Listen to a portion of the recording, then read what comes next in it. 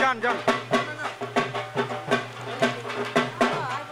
যে কোনো দরকারে আমাদের পুলিশ বক্স আছে, কোস্টগার্ড আছে নদীতে, আর আমাদের যে জরুরি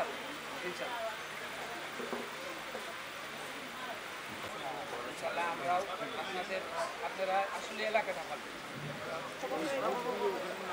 হ্যাঁ আচ্ছা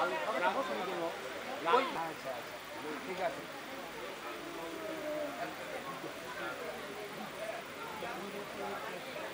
এই যে উনি সভাপতি, আলহামদুলিল্লাহ নিরাপত্তা পানিতে থাকবে। কিন্তু আমার কথাটা হচ্ছে দাদা, হাইলি রিকোয়েস্ট রাত 10টায় খাও, 1 তারিখে। হ্যাঁ 2 তারিখে আমাদের বিশেষ ডুবুরি দল রেডি শুরু করবে। আরে ভাই ছবি নিচ্ছি। ক্যামেরা ফ্রেমে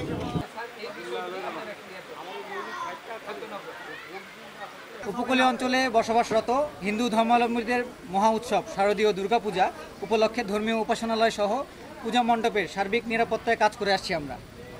উপকূলীয় এলাকাসমূহের মধ্যে আমাদের কোস্টগার্ড ঢাকা জোনের 43টি মন্দির এবং পূজা মণ্ডপ, চট্টগ্রাম দ্যাট মিনস আমাদের পূর্ব জোনের 56টি, আমাদের মংলা যেমন পশ্চিম জোনের 45টি, আমাদের ভোলা এলাকা দ্যাট মিনস আমাদের কোস্টগার্ডের দক্ষিণ জোনে 80টি, সর্বমোট 224টি মন্দির ও পূজা মণ্ডপের সার্বিক নিরাপত্তায় দায়িত্ব পালন করছি। দুর্গাপূজাকে সামনে রেখে যে কোনো ধরনের নাশকতা থেকে জনগণের জানামাল ও উপাসনালয় সহ যে কোনো বিষয়ে রক্ষা এবং যে কোনো ধরনের অপ্রীতিকর পরিস্থিতি মোকাবেলায় প্রস্তুত থাকবো আমরা সার্বক্ষণিক। পাশাপাশি আমি বলতে চাই, এছাড়া পূজা মণ্ডপের আগত ভক্তদের যে যাতায়াত সহজতর করতে নদী ও তীরবর্তী এলাকায় বিশেষ টহল দল মোতায়েন হয়েছে এবং প্রয়োজনীয় সহায়তা সার্বক্ষণিক প্রদান করে আসছি।